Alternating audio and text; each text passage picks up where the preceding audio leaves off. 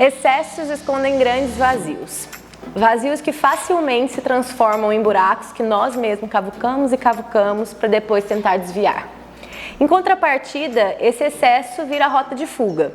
Se não for muito, eu não quero. Preciso me sentir vivo. Cadê a adrenalina, a endorfina? Talvez se vendesse em cápsula, ele não se inscreveria em provas de longa distância. Talvez se existisse uma fórmula secreta, ele já teria descoberto. Já que além de triatleta, meu convidado é também engenheiro de controle e automação, alucinado em números e métricas e uma pessoa que, para conseguir fazer o que faz, se desdobra. Reclama muito, mas no fundo a gente sabe que ele gosta.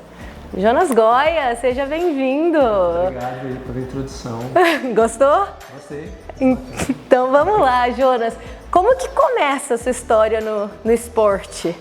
Começou bem na época da pandemia, quando eu estava muito sedentário e um amigo meu me convidou para começar a correr. O intuito era iniciar numa maratona. A gente ia começar a treinar para fazer uma maratona. Porém, ao longo do tempo, isso aí foi mudando um pouquinho de ideia, né, de rumo. E aí ele me introduziu no triatlo, né? A gente estava correndo já há algum tempo e ele perguntou: cara, você já ouviu falar do Ironman 70.3? Já ouviu falar de triatlo? E aí a gente começou a treinar para essa finalidade, né? De lá para cá foram muitos altos e baixos, mas está dando certo, eu acho. Sempre no muito, né? Treinar para maratona, já ir para um Ironman, já era o... Ele é exagerado, eu fui na dele. Né? E você só seguiu o fluxo. Eu segui. E aí, cara, me reconectei com o esporte, né? Na verdade, eu sempre fui muito ligado no esporte, porém sempre como um hobby, nunca no sentido de competir nem nada. E esse convite que ele fez, né, me trouxe de volta trouxe essa reconexão com o esporte, então foi bem interessante. Quando você fala reconexão, é porque na sua infância você já tinha uma ligação? Isso, eu sempre fui muito ligado, assim, sempre pratiquei, no começo foi artes marciais, depois futebol, tênis, sempre fui muito ativo, mas como eu falei, né, sempre foi como um hobby, nunca no sentido de competir. Depois na faculdade acabei me desconectando bastante disso e somente aí em 2020, meio a pandemia, que eu fui me reconectar com o esporte.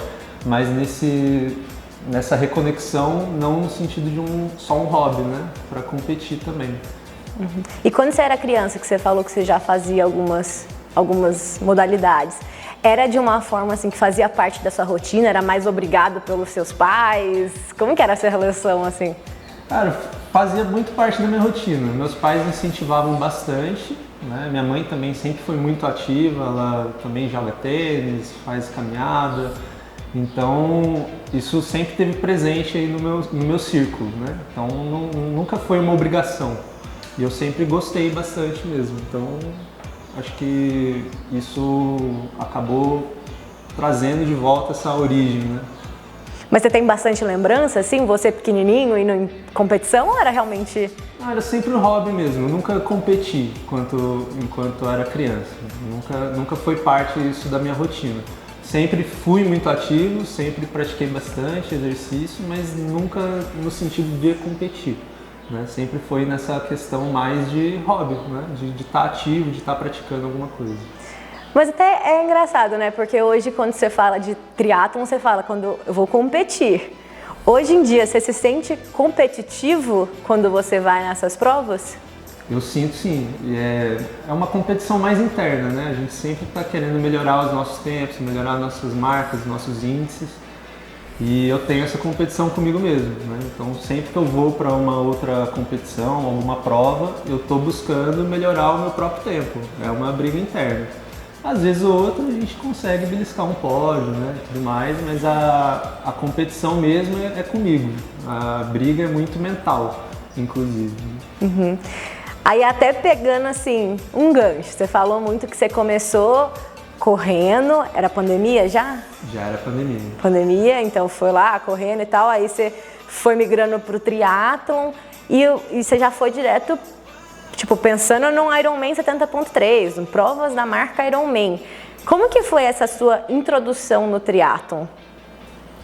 Bom, na verdade foi muito motivado pelo desafio, né? É uma prova de resistência, uma prova de endurance, então eu fui muito motivado pelo desafio de chegar até lá, né? O pessoal acredita muito que a parte mais difícil é a competição, e nunca é, porque o dia da prova você já passou por todo o processo para chegar até lá, né? Então o que eu me apaixonei foi pelo processo de chegar até lá, então isso foi o que me motivou mais. Porque, assim, treinar para uma modalidade esportiva só já é um grande desafio. Você treinar para 3 modalidades é outro desafio à parte. Então, toda essa questão de gestão de tempo, de me organizar, isso tudo foi um processo que foi evoluindo até chegar no dia D, né? Então, eu acredito que essa foi a minha motivação. Né? E como que foi o processo, dia a dia? Falou assim, me inscrevi num 70.3, peguei ali o volume de treino e aí? Olha, no dia que eu me inscrevi eu já quase desisti já. Eu já estava procurando como é que faz o estorno ali, porque foi uma loucura, na verdade, né? Então, mas assim, apesar disso, eu fiquei muito motivado depois que eu me inscrevi, né? E já estava aqui com a assessoria do Vida, que ajudou muito, acho que foi parte crucial ali do processo, porque justamente tentar encaixar isso tudo numa rotina, né? A gente que trabalha ali CLT, a gente tem uma jornada de trabalho de 44 horas semanais. Eu moro aqui, mas trabalho em Itamonte, então fazer toda essa parte de gestão do tempo e organizar isso dentro da rotina para chegar no dia D e conseguir entregar, né? Acho que foi assim, algo que me motivou bastante. E às vezes deixou até o dia mesmo com um gostinho um pouco diferente por todo o processo, né? Que geralmente quando é mais difícil, né, a gente dá mais valor.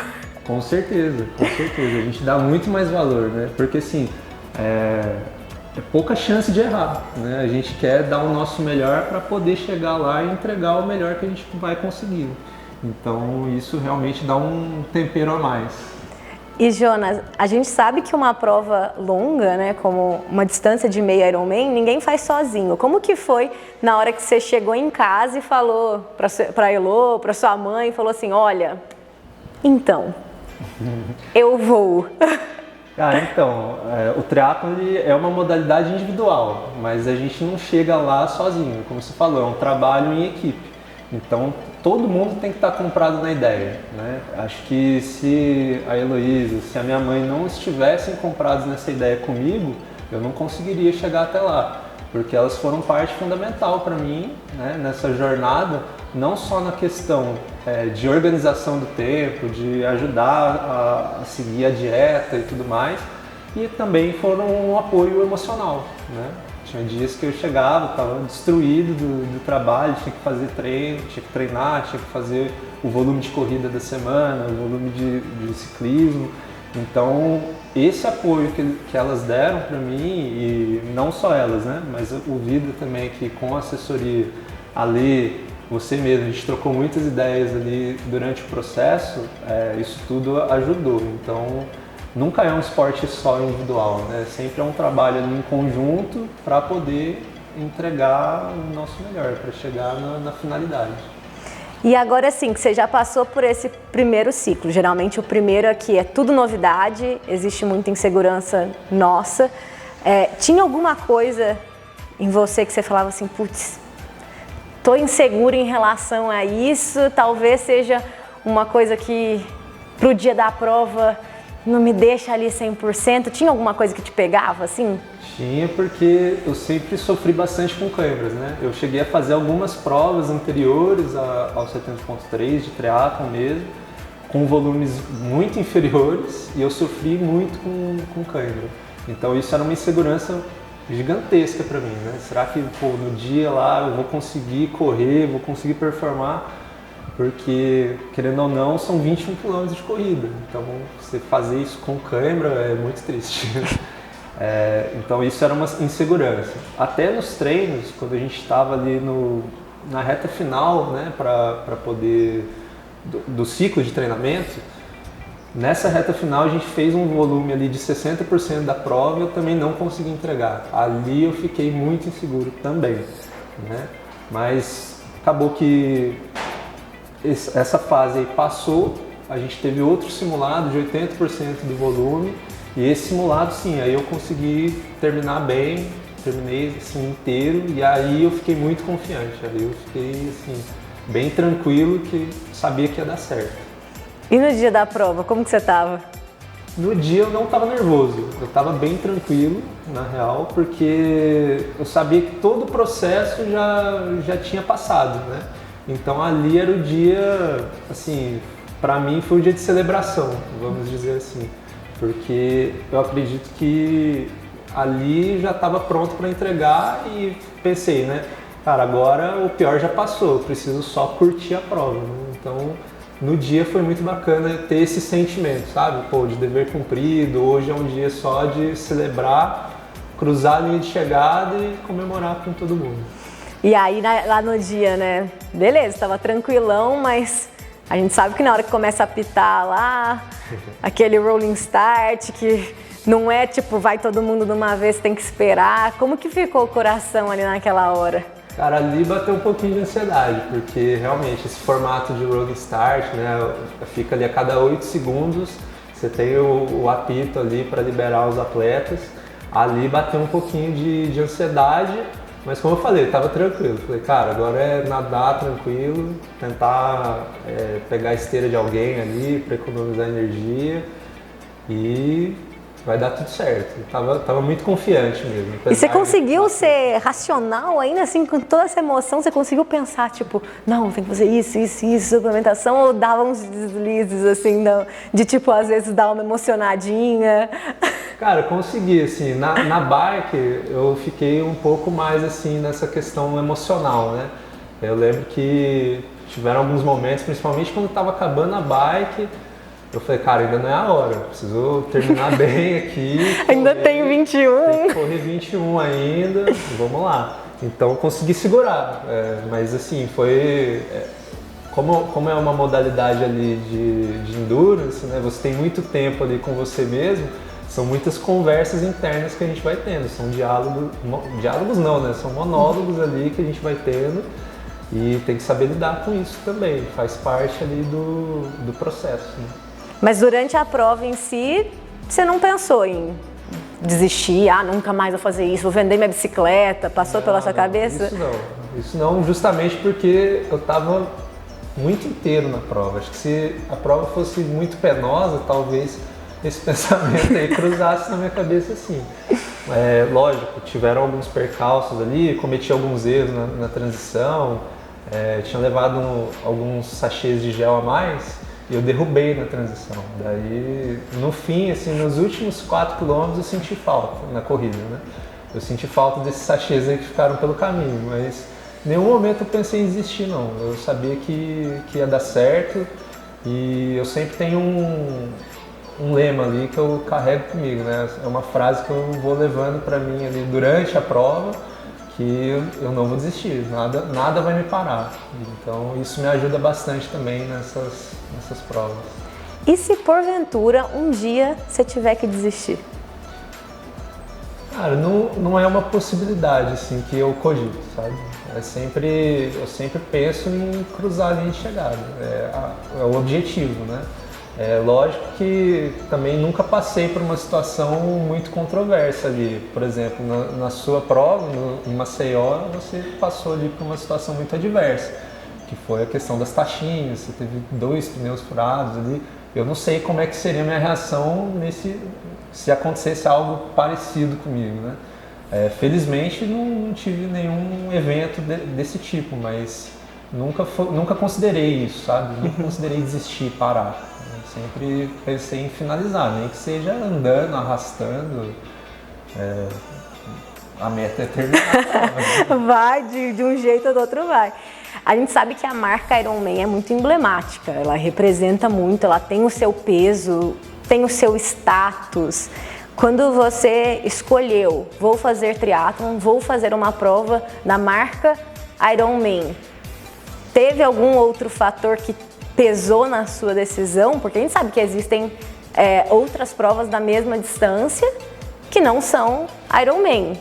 Por que foi um uma prova da marca Ironman? Eu acho que a marca me chamou muita atenção, né? Como você falou, tem outras questões, tem outras provas, né? Outras competições que têm a mesma distância, distâncias muito próximas, mas a questão da marca também me chamou muita atenção. Isso pesou bastante ali na decisão, e uma coisa também que me chamou bastante para essa prova específica foi esse meu amigo que também estava treinando junto comigo ali, ainda que em cidades diferentes e tudo mais, mas a gente estava treinando para fazer essa prova juntos. Então foi muito motivado ali por conta disso também. Boa. E aí agora que você fez uma, já pensa em fazer outras, você acha que uma prova dessa é para todo mundo? Cara, não é para todo mundo. Na verdade, assim, muita gente vende essa ideia, né? Até o próprio slogan da marca Ironman é isso, né? Que tudo é possível. Mas assim, não é para todo mundo, né? A gente sabe que é uma prova muito elitizada. A modalidade esportiva do triatlon já é muito elitizada, né? São materiais esportivos muito caros, né? A gente fala aí de 3 modalidades pelo menos, né? Então isso tudo vai tornando a acessibilidade ao esporte traz dificuldade, né, para esse ponto. Então não acredito que seja uma prova para todo mundo, mas quem quer corre atrás também. Lógico que vai ser muito mais difícil, talvez não seja tão simples assim de chegar até lá. O processo pode ser mais lento, pode ser mais penoso, né? É possível, mas tem esses poréns, né? A gente não é todo mundo partindo do mesmo lugar, né? Exatamente. Existem... Cada um vai estar num degrau diferente ali, né, do processo, e esse é o ponto que eu acredito que pode dificultar muito para uma pessoa a ponto dela desistir, né? E por isso que eu falo que não é para todo mundo, porque além dessa questão de financeira, né, tem a própria questão também emocional, mental, porque é muito desgastante você viver esse processo aí, né, para entregar ali no dia numa prova de endurance, onde você vai nadar 1.900 metros, vai pedalar 90 quilômetros e ainda tem que correr meia maratona, né? Então é muito desgastante. É um desgaste aí de um ciclo de treinamento, de disponibilidade de tempo, disponibilidade de recurso, disponibilidade de vários fatores até chegar ali, né? Então eu concordo com você. Agora a gente chegou num momento da nossa conversa que eu peço para o nosso convidado entregar esse mimo, esse objeto misterioso que representa uma boa história relacionada ao esporte. E eu quero entender, Jonas, qual foi o objeto misterioso que você trouxe? Eu trouxe 2 objetos, na verdade, porque eu acredito que esses 2 objetos eles estejam ligados de alguma forma, né? Um é esse pandinho aqui. Que fofo! E o outro é a medalha do 70.3, né? Caraca! Por que isso? Porque, cara, esse pano aqui, foi o que sobrou do acidente que eu tive de carro. Né? Em 2021 eu sofri um acidente, um capotamento. Felizmente ninguém se machucou, só eu, né? E tive ferimentos leves pela gravidade do acidente.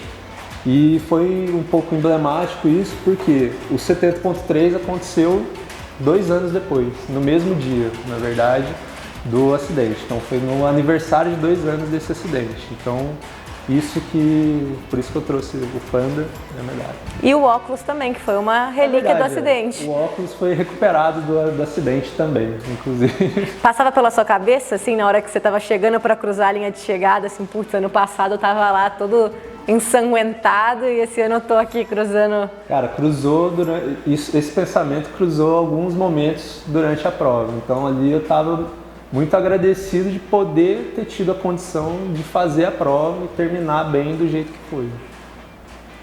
Gente, é uma senhora medalha, tipo assim, a palma na mão inteira. Chique demais. Como diz a Ilô, tem aqui o calçadão de Copacabana, aqui, né, representado na medalha. Tá bonito, né? Boa. Eu gosto muito. E qual que é a próxima? A próxima vai ser em São Paulo, né? Eu gostei muito da infraestrutura, a gente foi lá te acompanhar, então gostei bastante mesmo da estrutura. E ano que vem, vamos lá, né? Ainda não fiz a inscrição, não. Tô vendo se esgota logo, pra não dar tempo, mas eu quero fazer sim. Eu gostei bastante da estrutura e acho que é um desafio bacana para o ano que vem. Faria alguma coisa diferente da sua preparação do Rio para São Paulo? Cara, difícil, né? Difícil, assim, de diferente eu queria tentar fazer uma gestão do tempo melhor, né? Porque, assim, foi muito sacrificante tendo essa rotina que eu tenho. Mas, assim, vamos ver o que vai acontecer. Mas vai, né? Se já fez uma vez, quem faz uma faz duas. Agora eu já sei como é que é a estrada ali, né? Para chegar até lá. Então, isso me dá mais confiança também. Saber que eu já fiz, né? Dá muita confiança para poder fazer de novo. Quando eu decidi fazer a minha segunda, uma colega minha falou assim, a segunda é muito mais gostosa do que a primeira, porque a primeira a gente tem muita coisa passando na cabeça, a segunda você parece que já tirou um pouco esse peso, então acho que... Tomara, vai seja... vai ser mais tranquilo, assim. Agora a gente vai para uma parte da entrevista que são perguntas rápidas, respostas com uma palavra só, é um papum. Jonas, maior título que você viveu e comemorou com a seleção brasileira? Olimpíadas. Quem que é a sua maior referência no esporte? Hoje é o Roger Federer. Por quê? Cara, eu acho que ele mudou o esporte no tênis. Ele dominou ali por várias gerações, por mais que hoje o Djokovic, o Nadal tenha ultrapassado ele em números de títulos, ele dominou o esporte antes deles, né? E uma fase que eles viveram juntos ali, e ele mudou muito o esporte. Acho que ele trouxe outra perspectiva ali pro tênis. Sua maior frustração? Foi ter perdido meu pai. Maior conquista? Foi ter superado essa perda. Esse ano Esse ano eu errei no planejamento durante algumas provas aí de triatlon. O que você errou? Errei o calendário, né? Eu coloquei provas muito próximas umas das outras e não é divertido. Né? Ano que vem eu vou? Vou pro 70.3 em São Paulo. Se você pudesse dar um conselho para quem quer começar, o que você diria? Eu diria que é para começar com o que você tem, dentro das condições que você tem. O passo mais difícil é dar o primeiro passo. Né? A gente fica aguardando as condições ideais para a gente fazer alguma coisa e a verdade é que a gente nunca vai ter as condições ideais. Até hoje eu não tenho as condições ideais de treino, você também não deve ter. A gente sempre quer melhorar, mas para melhorar o primeiro passo tem que ser dado. Então acho que é isso. Perfeito, muito obrigada. Esse foi mais um episódio do Fala Atleta com o nosso convidado especial, Jonas. E fiquem acompanhando que já tem mais um convidado. Eu espero que vocês estejam gostando e a gente vai se vendo pelo caminho. Tchau!